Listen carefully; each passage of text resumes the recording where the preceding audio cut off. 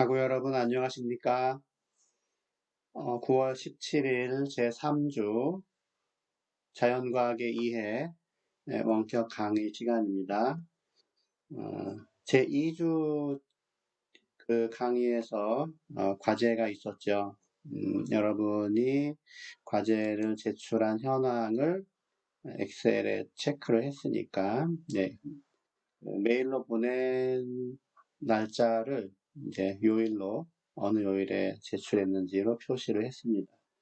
혹시 제출을 했는데 빠져있다 이렇게 생각이 되는 분은 얼른 메일이나 카톡으로 알려주시기 바랍니다. 새로운 그 연구 영역, 화학과 관련된 연구 영역을 조금 추가하라고 했는데 그래도 엉뚱한 곳에 넣기도 했지만 대체로 고민을 하면서 여러분이 좀 추가한 것들도 몇 개 있습니다. 그 중에 그냥 한 학생 것만 대표로 앞에다가 올렸으니까 뭐 참고해 보세요. 여러분이 과제를 제출한 것 중에 한 명이나 두 명 거 좀 이제 보기에 괜찮게 작성된 것들을 요 카페에다가 올리려고 합니다. 참고하시고요. 지난번 동영상을 들어보니까 소리가 약간씩 끊기는 듯한 느낌을 받았는데 그래서 이제 그 이어폰으로 다시 한번 이제 그 지난번에는 내장 마이크로 했고 이번 주는 이어폰에 딸린 마이크로 하고 있습니다. 어떤지 한번 더 안 좋으면 안 좋다고 얘기를 해주시면 좋겠습니다.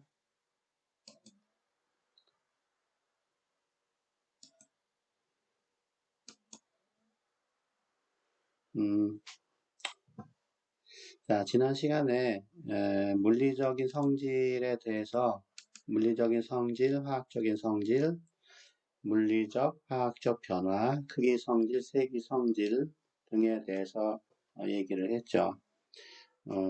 여기 지난 글씨들이 좀 중요하다고 했는데 오늘은 용해도 세기 성질에 들어있고 물리적인 성질에 들어있는 용해도를 조금 더 설명을 하고 화학적인 성질은 그렇게 자세히 설명할 만한 내용이 간단한 게 없기 때문에 분해 반응에 대해서 그리고 여러분이 알고 있을 듯한 그 금속의 화학적인 성질에 대해서만 조금 얘기를 하고 대부분의 시간을 이제 물질을 분리하는 혼합물의 분리에 대해서 오늘은 설명을 할 예정입니다.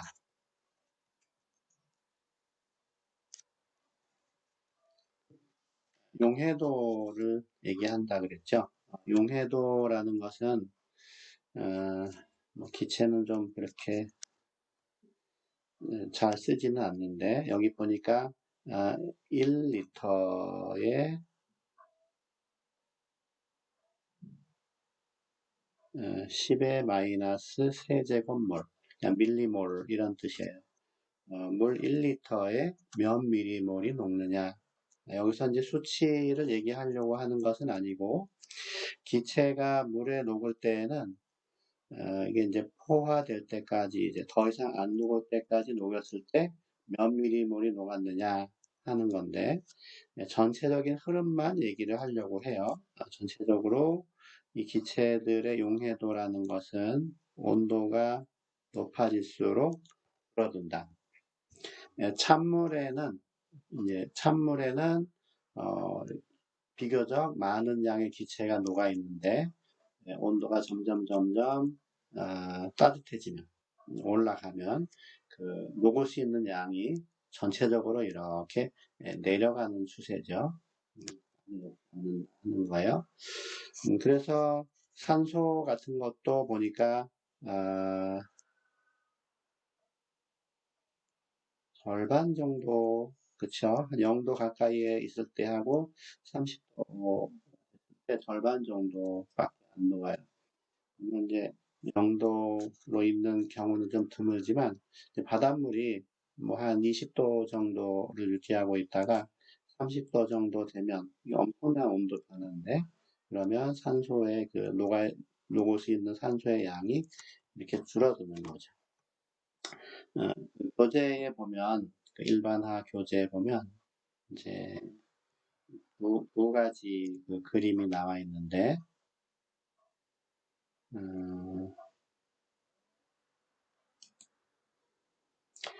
자, 기체 용해도가 온도에 대해서 온도가 올라가면 줄어든다 하는 것을 보여주는 그림이에요. 첫 번째는 컵에 떠놓은 컵에 담긴 물이 이제 기온이 올라가서 따뜻해지면 그 유리벽 안쪽에 기포들이 이렇게 맺히는 걸 볼 수 있죠. 이게 이제 기체 안에, 물 안에 녹을 수 있는 공기의 양이 줄어들기 때문에 밖으로 이렇게 나오는 거예요. 두 번째는 이제 공해 중에서 열공해라고 여기 써 있습니다. 열공해. 바닷물이나 강물이 너무 더워서 물 온도가 조금 올라가게 되면 물 속에 녹을 수 있는 산소의 양이 줄어들기 때문에 그 물에 살고 있는 고기들이 죽게 된다. 때의 죽음을 당해서 떠오르는 이런 사진이 실려 있어요. 둘 다 기체라는 것의 용해도가 온도가 올라가면 줄어든다 하는 것을 나타내고 있습니다. 반면에 고체는 조금 흐름이 다르죠.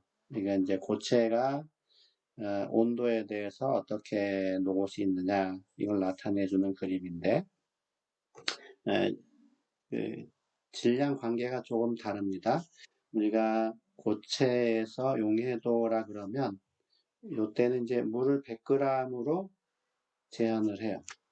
물 100g에 용질이 몇 g 녹느냐 하는 거를 용해도라고 합니다. 소금 같은 경우는 이제 요 그림인데 소금은 온도가 위인지 아래인지 애매하네요. 온도가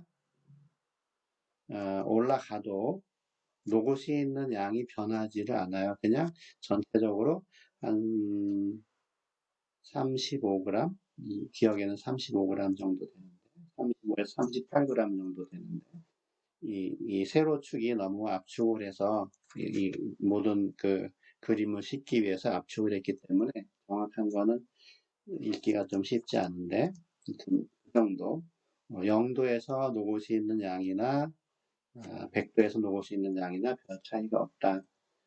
또 비슷한 게 여기 NaBr 브로민화 소디움이라는 게 있어요. 이거는 뭐 보니까 한 110g 정도 녹겠죠? 110g. 물 100g에 110g에서 120g 정도.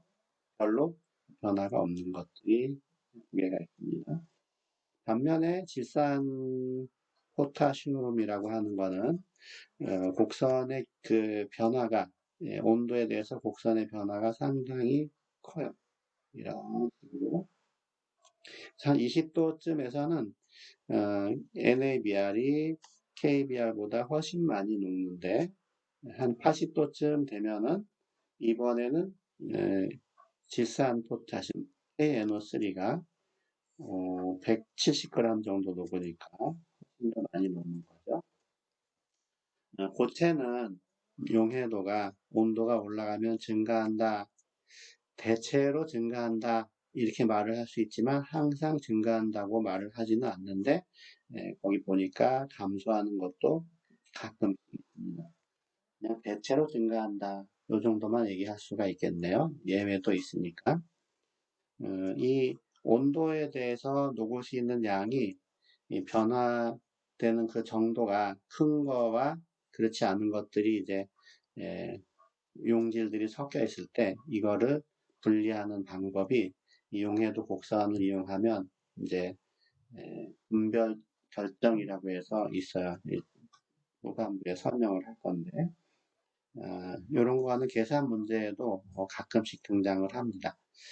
뭐 물 몇 g에 어떤 물질이 얼마나 녹을 수 있느냐 뭐 이런 것도 단순하게 낼 수 있지만 두 가지가 섞여 있을 때 높은 온도에서 녹인 다음에 냉각을 할 때 어느 물질이 몇 그램 이제 석출되겠느냐 이런 문제도 나올 수 있으니까 이 용해도 곡선을 잘 이해를 하시기 바랍니다. 언제 써먹는지. 예를 하나 들어 이게 이제 과제에 들어있는 거기 때문에 예를 들기는 좀 그런데 대충 흐름을 보면 KNO3랑 NABR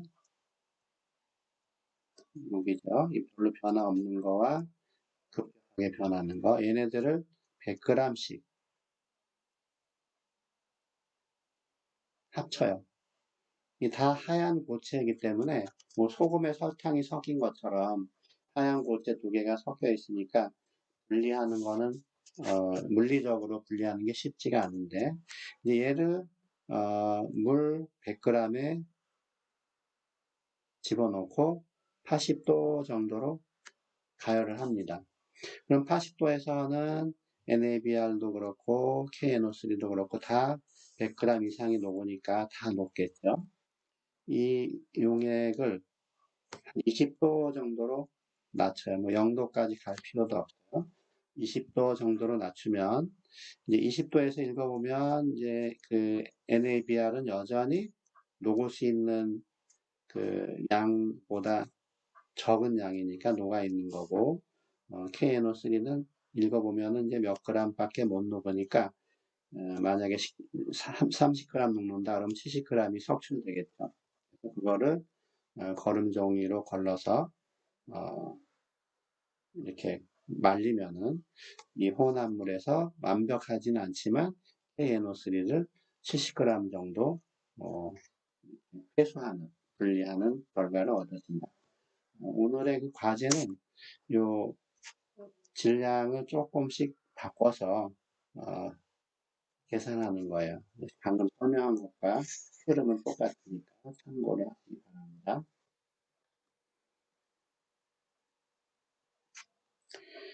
화학적인 성질은 산염기, 산화환원, 뭐 화합반응, 결합반응, 분해반응 이런 게 있다고 했는데 이제 분해반응만 몇 가지 예를 종류를 들어주려고 해요.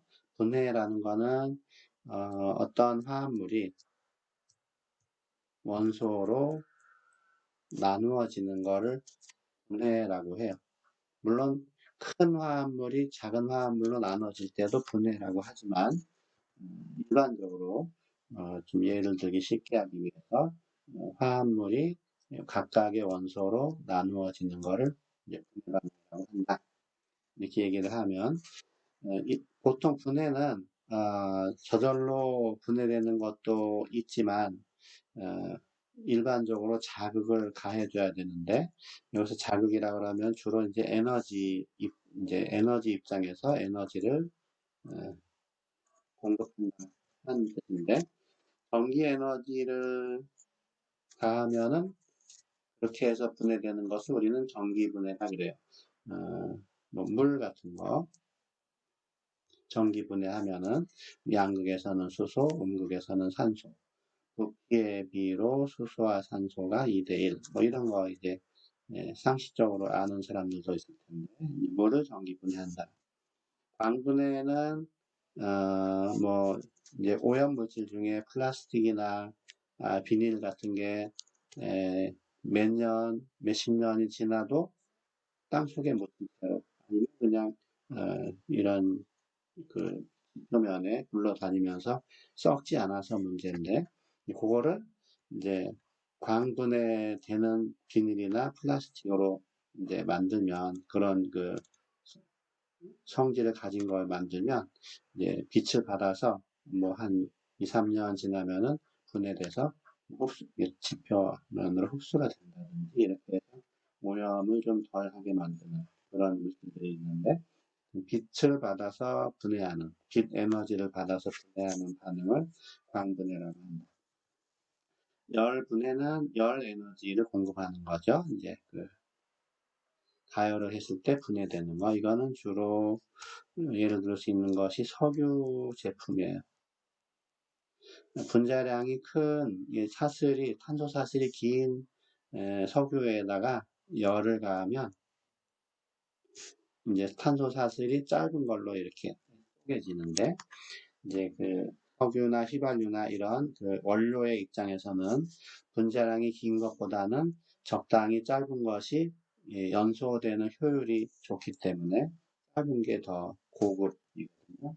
그래서 저급 그 석유 제품에 열을 가해서 어, 사슬을 끊어서 분해하는 거, 이런 거를 열분해라고 합니다. 촉매분해는 에너지를 가하는 것은 아닌데, 뭐 나중에 배울 수 있을지 모르겠지만 활성화 에너지라고 있습니다. 활성화 에너지, 액티베이션 에너지를 낮춘다. 좀 빨리 반응을 일으키는 효과를 가지고 있죠. 그래서 그 촉매로 사용된 물질이 반응물도 아니고 생성물도 아닌데, 그 반응물이 생성물로 변화하는 데에 빨리 갈 수 있도록 활성화 에너지를 낮춰주는 역할을 해요.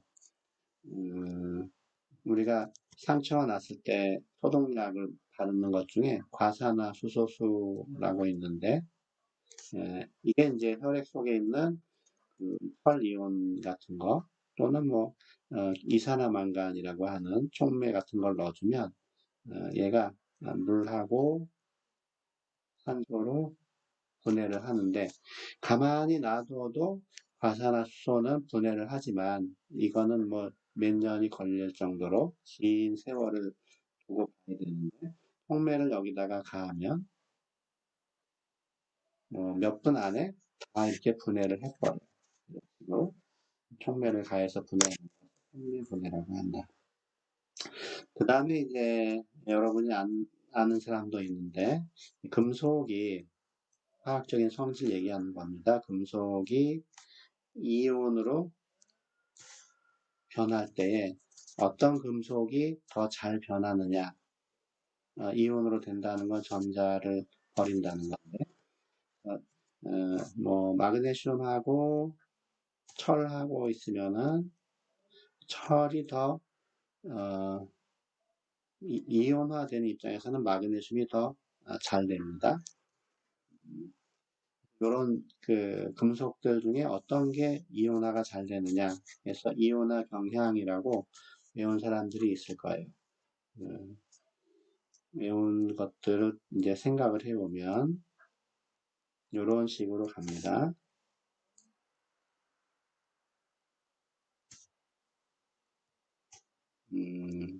못 외우는 사람도 있고 외우는 사람도 있을 텐데,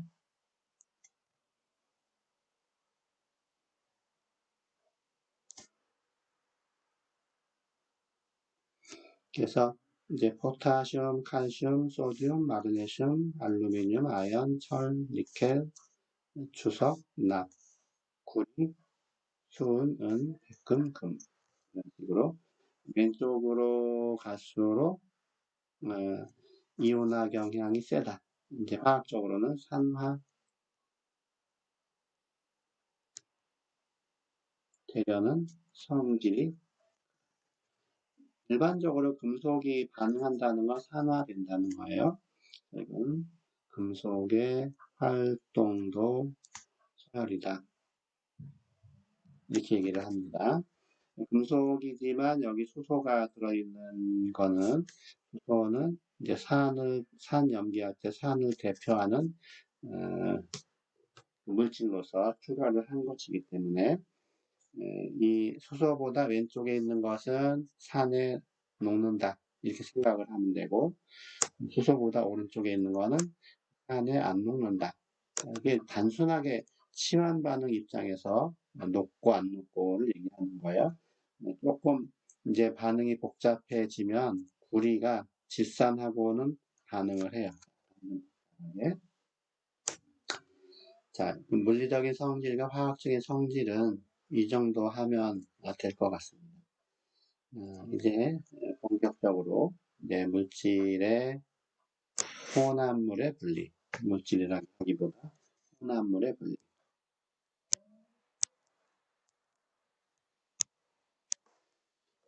그래서 뭐 걸음, 증발, 증류, 결정화, 추출, 크로마토그래피 요 정도가 이제 이번 강의에서 설명할 내용인데 아무래도 뭐 그림이 있으면 더 좋을 것 같으니까 그림을 보면서 하죠.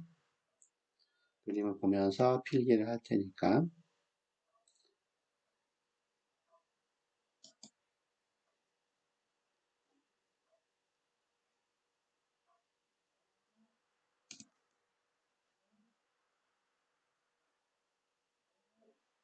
자, 제일 처음에가 걸음이었죠, 걸음. 음, 그림에 있는 것처럼 지저분한 흙탕물을 깔때기를 이용해서 걸음 종이를 넣고 이제 통과시키면 비교적 그 흙탕물의 그 고체들은 위에 남고 어, 깨끗한 물이 이렇게 내려오죠. 약간 그림이 인터넷에서 이제 받은 건데 조금 어설픈 점은 있어요. 첫 번째는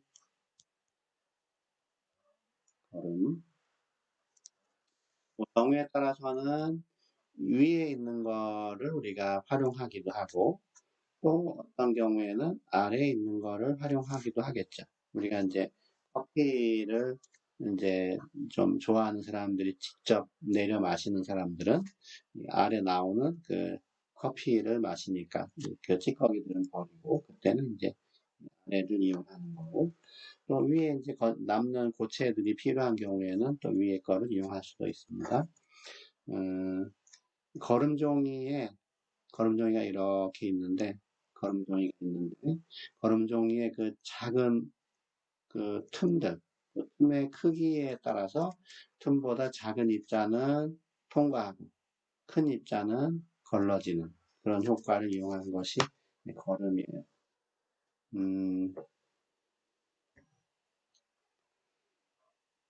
사실은 깔때기가 이렇게 생긴 게 아니라 끝에가 사선 방향으로 이렇게 생겨서 액체가 떨어질 때에 아무렇게나 떨어지는 게 아니고 이 기다란 쪽으로 되도록이면 묻어서 내려오다가 떨어지죠. 떨어질 때도 이 액체에 그냥 첨벙첨벙하면서 떨어지면 민감한 화합물들은 뭔가 폭발할 수도 있거나 반응을 할 수도 있으니까 이 벽에다가 용기를 이렇게 붙이는 게 원칙이에요. 이제 비커가 이렇게 있으면 이쪽이 긴 쪽에 깔때기가 이렇게 타도록 그래서 이 용기를 타고 걸러지는 액이 내려올 때 충격을 덜 받도록 하는 것이 좋은 실험 방법입니다. 음,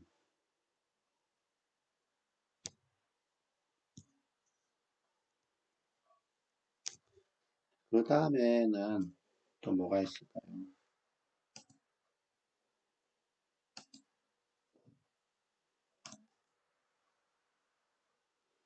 이건 그냥 그 세계에서 가장 염분의 농도가 크다는 사해의 사진인데 워낙 소금의 농도가 커서 튜브를 이용하지 않아도 사람이 상당히 많이 물 위에 떠서 그냥 누워서 이렇게 책을 볼 수 있다 하는 건데 이 바닷물에서 우리가 소금을 분리할 필요가 있을 때가 있고 그냥 담수, 민물을 분리할 필요가 있을 때가 있죠.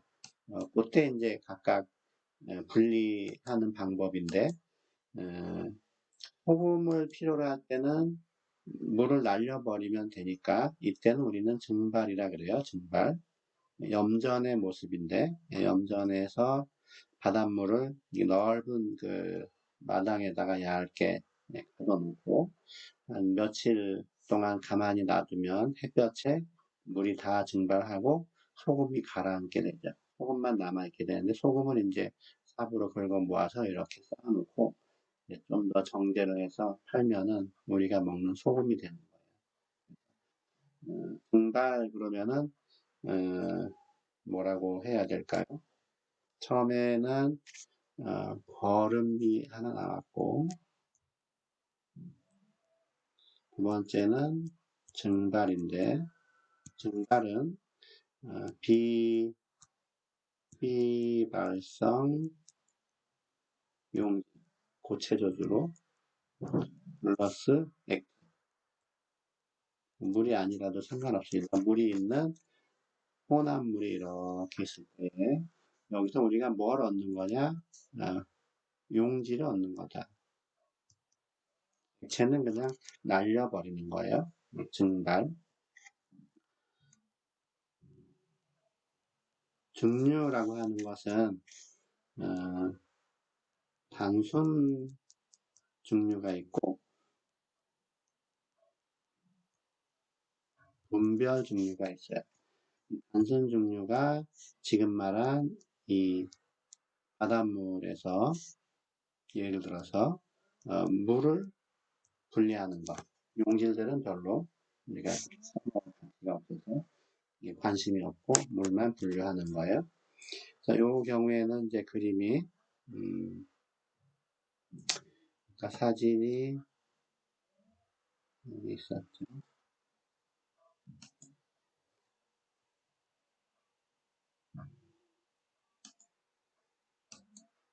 사진의 그 표시 상태가 조금 안 좋은데 여기 이제 바닷물이 여기 있다고 할 때 바닷물이 있다고 할 때 캡처를 해야 되겠네요.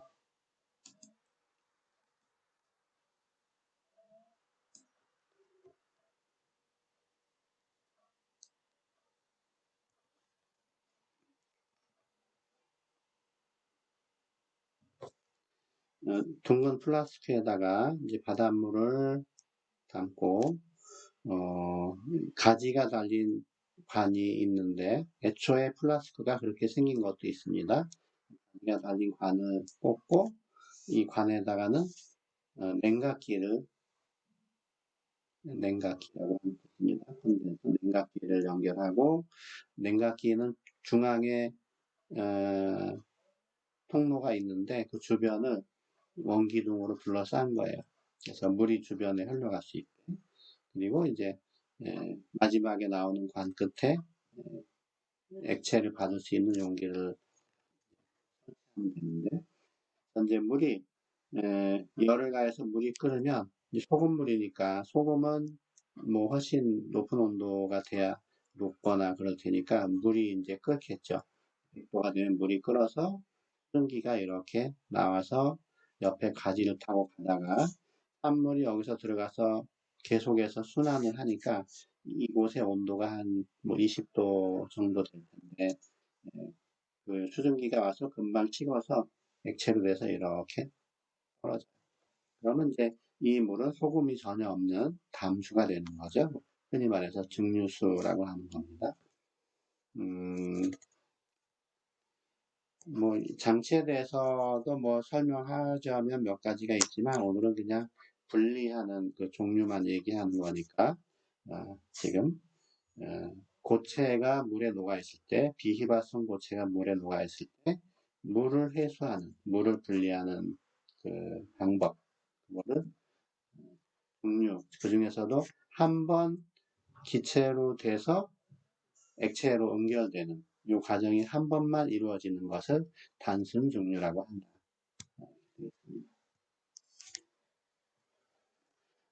그 다음에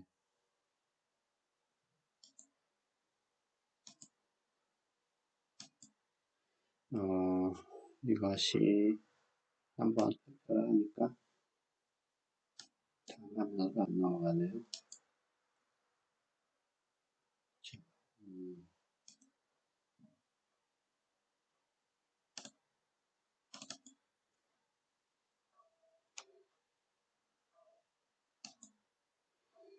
그 다음에 분별 증류라고 했죠. 분별 증류. 조금 이제 고급스러운 분리법인데 요거는 휘발성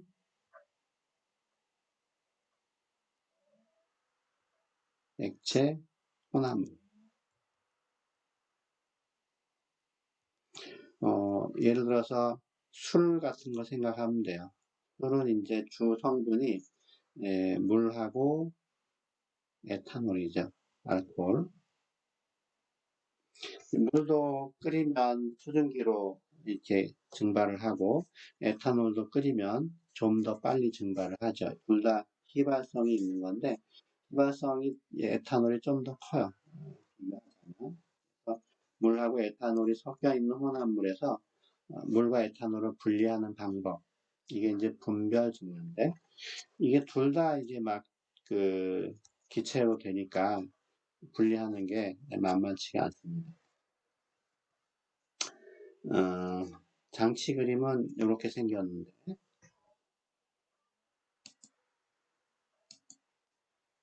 단순 증류하고 거의 비슷한데 중요한 차이점 하나는 뭐냐 하셨는지 모르겠지만 아까는 액체가 증발을 해서 그냥 가지로 빠져나가는 게 끝이었는데 지금은 그렇지가 않고 아까 수증기가 그냥 아무 제재 없이 쭉 이렇게 통과를 해버렸는데 지금은 이제 수증기보다는 에탄올이 먼저 끓을 텐데 그냥 이렇게 증발해서 올라가다가 주변에 이 방해물들하고 부딪혀요. 보면은 유리 구슬이라고 쉽게 얘기해서 유리 구슬을 꽉 채운 거예요. 최대한 꽉 채운 거. 처음에 물하고 에탄올이 50%씩 있었다. 1대1로 있었다. 그러면 내가 이제 열을 가해서 증발을 하면 에탄올도 증발하지만 물도 증발할 거예요. 그래서 한 1대3 정도 이건 그냥 설정을 하는 건데 에탄올이 휘발성이 크니까 에탄올이 좀 더 많이 섞인 상태에서 증기가 되겠죠. 증기가 이렇게 올라오다가 이 유리구슬 틈새로 이렇게 비집고 올라가다가 식어서 다시 액체로 돼요. 이 액체가 여기 떨어질 정도는 아니고 계속해서 열을 가하니까 조금 올라가다가 액체가 되고 또 계속 열을 받으니까 다시 또 기체가 되는 거죠. 두 번째로 기체가 될 때는 좀 더 에탄올이 휘발성이 크니까 뭐 1대4 정도. 그랬다가 다시 또 액체로 됐다가 또 기체로 됐다. 이게 여기 이 입구까지 오는 동안에 수십 번, 뭐 수백 번 반복이 되는 거예요. 끌었다가 응결이 됐다가 끌었다가 응결이 됐다. 이거를 반복할 때마다 이 휘발성이 있는 것의 비율이 점점 높아진다. 여기 이제 나올 때쯤 되면 수증기는 별로 없고 에탄올이 구성분이 되는 그런 액체가 이렇게 냉각기를 통해서 내려오겠죠. 단순하게 유리구슬만 가득 채웠는데 증발과 응축이 되는 과정을 아주 셀 수 없을 만큼 반복하게 되는 효과를 가지고 있는 거예요. 그리고 이거는 휘발성이 있는 거기 때문에 직접 열을 가하지 않고 간접적으로 가하거나 아니면은 은근하게 열을 가해서 전체적으로 열이 전달되게 하는 히팅 멘틀이라는 거를 씁니다. 기구는 여기 중요한 게 아니라 휘발성이 있는 액체들의 혼합물에서도 분리가 가능하다 하는 거예요. 그걸 우리는 분별 증류라고 한다.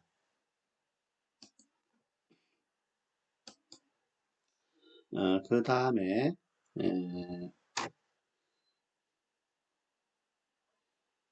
분별 결정이라고 하는 부분이 있을 텐데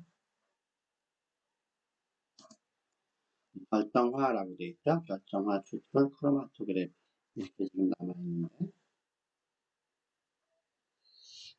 그림을 먼저 결정화에는 이제 그림이 그렇게 딱 효과적인 그림은 없는데 그래도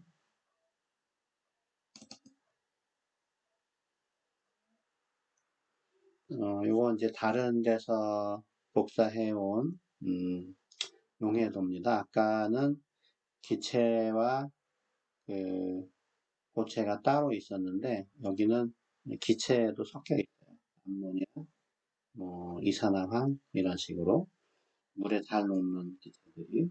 그래서 지금 내려가는 곡선이 좀 더 많아 보이지만 따로 생각하면 거의 아까 거와 똑같습니다. 첫 번째 재결정화, 이제 결정화 중에서 분별 결정이 있고 재결정이 있는데,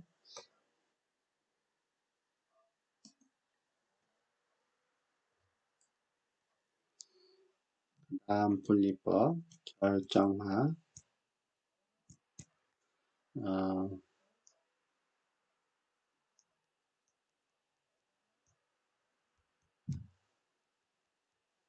분별 결정, 재결정 두 가지가 있어요. 이 그림에 있는 게 재결정인데,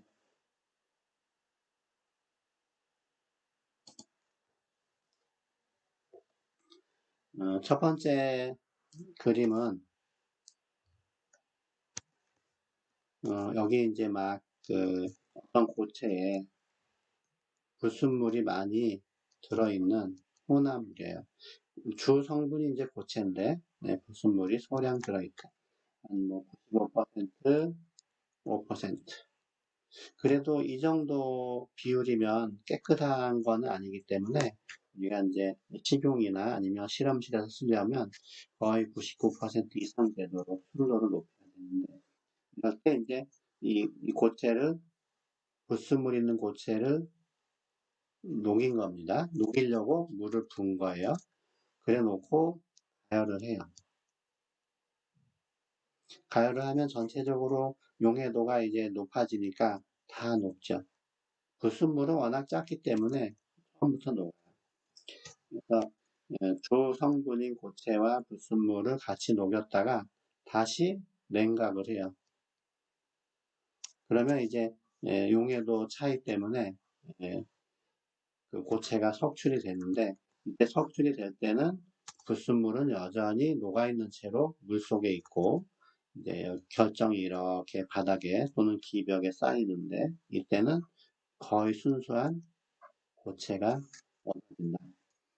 그림을 보면 빨간 게 불순물이고 검정이 일반적인 고체인데 이 빨간 거는 녹아있고 검정색이 이제 이렇게 석출이 되는 거예요. 이런 걸 우리는 재결정이라고 합니다. 이제 순도를 높인다. 순도를 높일 때 쓴다. 이런 뜻이에요. 분별 결정은 처음에 용해도 곡선 설명할 때 한 얘기입니다. 고체가 섞여 있을 때 온도에 대한 용해도의 차이를 이용해서 분리하는 방법이다. 따로 설명을 했기 때문에 하지 않고 넘어갈게요. 시간도 많지 않으니까. 그 다음이 이제 추출인데 추출.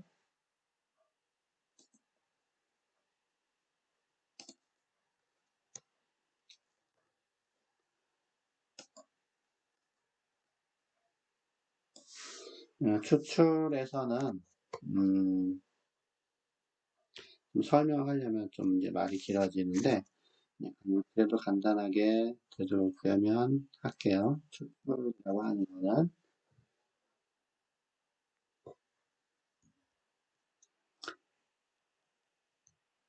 섞이지 않는 두 액체의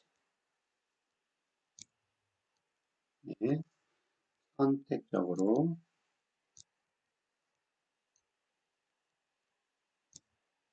용해시켜서 나중에 분리하는 방법이다. 이런 걸 우리는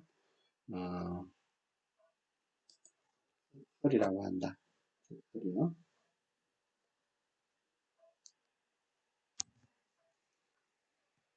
축출이 아니고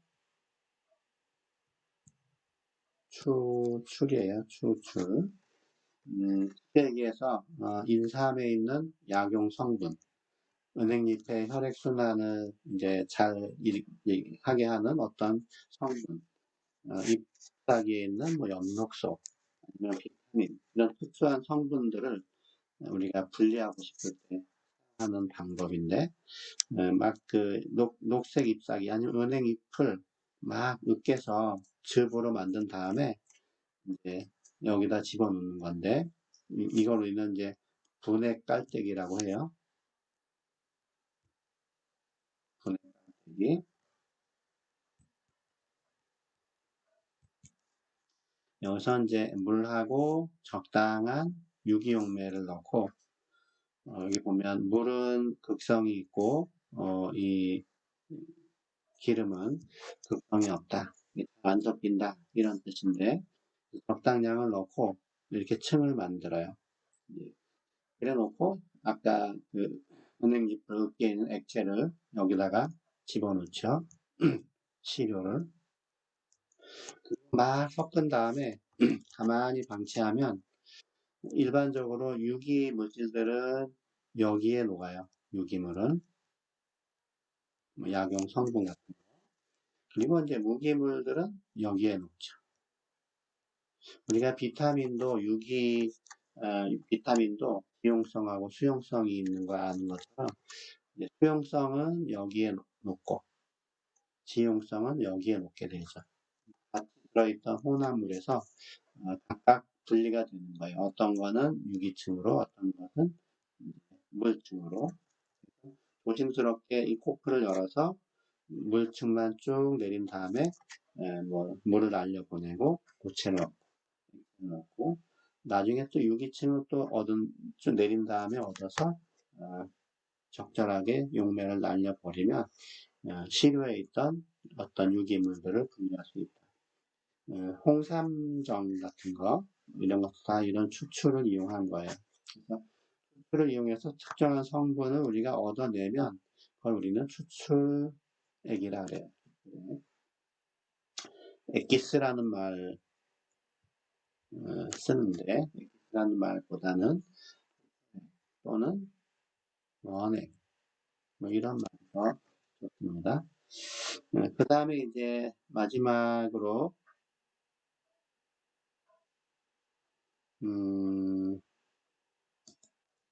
크로마토그래피라고 있죠. 마지막으로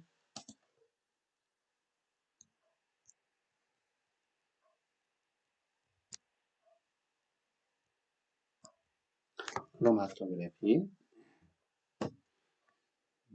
크로마토그래피는 이 사진을 캡하면 다시 쓸 수가 없어서 새로 열어야 되는데. 자, 이런 식으로 생겼어요. 꼭 이렇게 생긴 건 아니지만 크로마토그래피의 장치예요.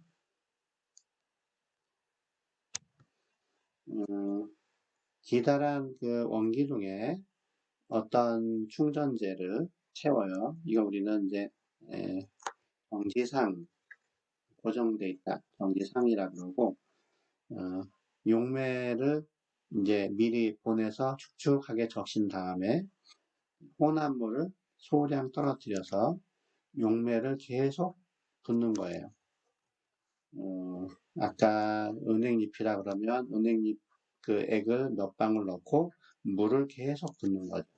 뭐 여기엔 은행잎은 잘 안 맞지만 그래서 물이 계속 이동을 하는 그 흐름에 따라서 처음에 이 혼합물들이 같이 이동을 하는 거예요.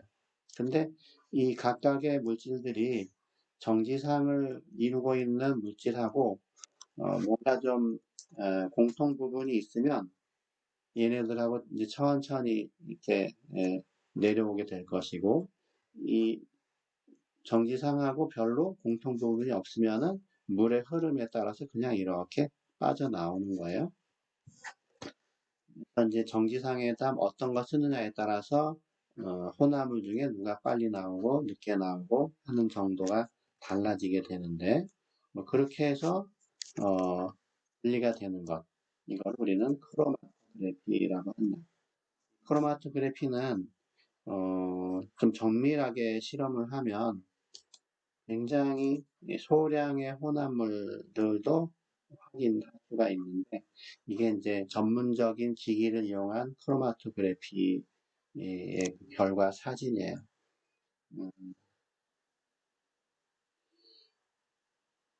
미리 이제 혼합물을 넣고 미리 알고 있는 샘플을 넣고 몇 초 후에 나타나는지 이거 측정을 한 다음에 모르는 샘플들을 또 똑같이 실험을 해서 몇 초 후에 나타나는지를 보고 이 물질에는 뭐가 들어있구나 이렇게 판단을 하는 거예요. 우리가 스포츠 경기를 한 다음에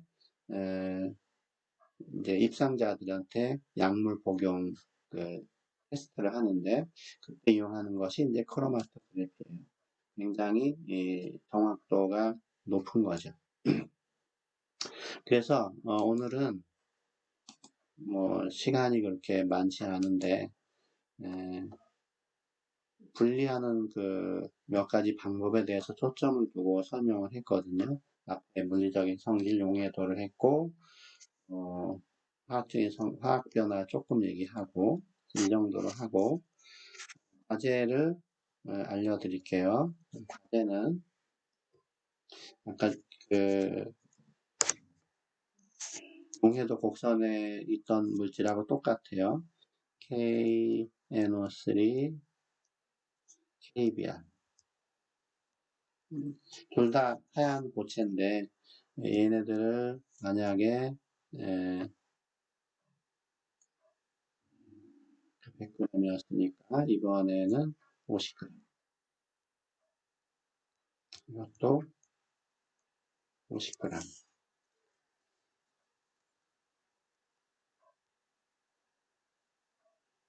이제 혼합되어 있는 그 혼합물을 물을 40g을 이제 섞어서 가열을 해요. 80도로. 아마 용해도 생각하면 거의 다 녹을 거예요. 혹시 안 녹을 수도 있으니까. 그랬다가 20도로